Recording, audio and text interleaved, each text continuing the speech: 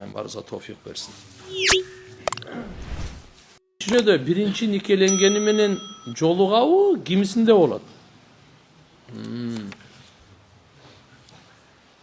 Eğer de ayal ötüp ketse, bu güyösü başkaga üylönse, bu ayal dele anık olaverer.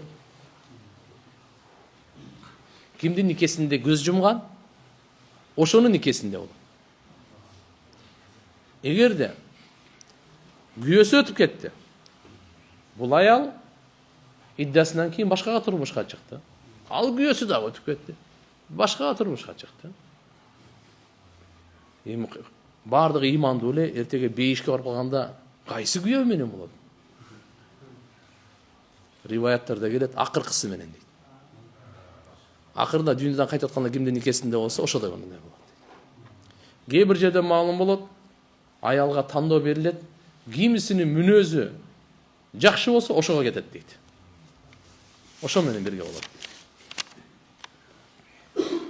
Устаз Пакистандан инем алса кандай болот? Жана ал жакка барганга кимге кайрылып жол жобосун биле алабыз? Кененирээк түшүндүрүп берсеңиз. Кадимкидей эле виза менен эле алсаңар өтө жакшы болот. Алхамдулилlah бизде Ханафи мазхабта. İslamda sakal koyuştun tertibini aytıp verseniz, Molda Savur'dun şakirtleri, Saydokas Damılan şakirtleri, tegiz dese bolot deyit, uşul torağı, sakalımdı tegizlep, özümdü gıcalat sezip kaldı. Bolot tegizleş gerek. Bir uçtan giyin. Bizde sünnet boyunca bir uç. Budan aşkan alıyorum. Hoşçak? Albatta mı bettegini alıp koyalım. Boyunda alardı, alınlar. Sakal деп мына алдыңкы жаак бар го, нижний челюсть. Ошого чыккандар сакал болот булар. Акылы? Намаз окуп жүрүп каза болгон намаздарыбыз кандай болот ахиретте? Себеби азыр жакшы заман, мурун мындай мүмкүнчүлүк болгон эмес. Биз кеч окуп калдык. Алла мээримин алсын. Афаллаху амма салам. Мурункуларды Алла субханаху кечирет. Бирок бүгүн мүмкүнчүлүк барбы? Каза намазды окуңуз. Окуңуз. Бирөө аялы менен ажырашып кеткен, эки баласы менен сот аркылуу эки бала аялында. Ал башка күйөөгө тийип алган. Азыр ал келин балдарды аталыктан менин балам эмес десең, мен сенден алимент албайм. Азыркы күйөөмө өткөрүп алам дейт. Эмне кылсам болот? Шариятта дурус келет. Мен балам эмес десе дагы аныкы болбойт. Башка өткөрө албайм. Пайгамбарыбыз саллаллаху алейхи вассалам айткан: "Кыямат күнү силер чакырыласыңар өзүңөрдүн атыңар, атаңардын атыңары менен. Андыктан балдарыңарга жакшы ат койгула" деген хадис бар. Ким өзүнүн атасынан башка атаны ушул менин атам десе, катуу сөз айтыныңга. Бейиштин жытын жыттабай калбасын. Андай болбойт. Ким ата болсо ошол ата болот. Мына ал иманда шарт койгон, аталыктан кечти, андай болбойт. Алимент албай коем, анан кийин ошону экинчи күйөөсүнө жаздыра турган. Бул кандай бу? Шариятта гана туура эмес бул.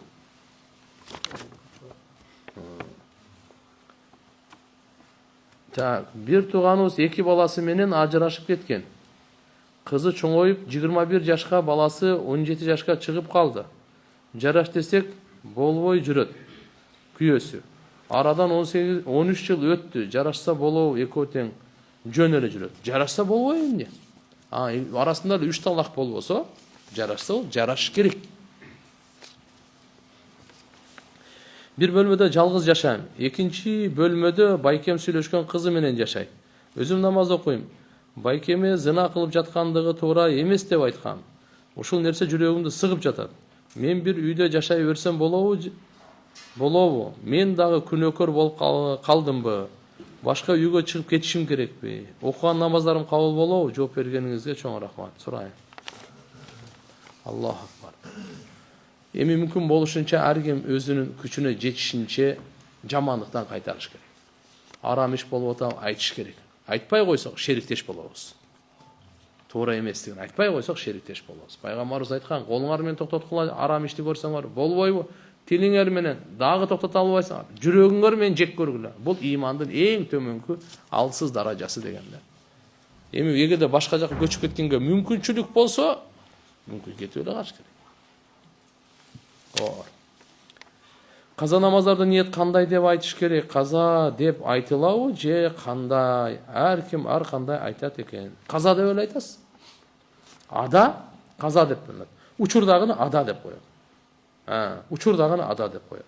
Өтүп кетти, аны каза деп коет. Каза деп эле айтылат. Бизде усул фикхте айтылат, аны каза деп эле айтылат. Каза деп айтасыз. Ниет кылганда каза деп. Өтүп кеге айтат. Өтүп кеткен намаз деп. Каза деген ошол. Өтүп кеткен намаз. Каза деп эле айтасыз. Кеде бирок ада казага дагы иштетиле берет. Фаида кудиятус салаты фанташиру. Жума намаз боюнча Алла Таала айтып атат, качан каза кылынып окулса, жуманын казасы болбойт го. Демек, кудият каза деген сөз адага дагы иштетилинген да. Кыскасы мына жерде айта турган сөз, тияк бияк экиленбеңиз, ошо каза деп эле ниет кыла бересиз.